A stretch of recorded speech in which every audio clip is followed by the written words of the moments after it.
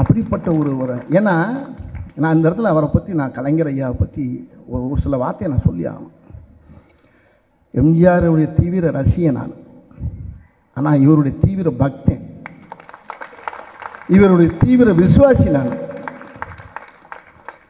இவர் கூட அவர் இருக்க காலங்களில் அவரை வெளியிலிருந்து தான் பார்த்துருக்கேன் எம்ஜிஆரை. அவர் 2 பேரும் நண்பர்கள் தான். ஆனால் இவர் கூட இவர் கதை வசனத்தில் நடிச்சிருக்கேன், இவர் கூட உட்காந்து பேசியிருக்கேன், பழகியிருக்கேன். நிறைய விஷயங்கள் எனக்கு தைரியம் சொல்லுவார். திரையுலகத்தை அவர் எந்த அளவுக்கு நேசித்தாருங்கிறது எல்லா மக்களுக்கும் தெரியும்.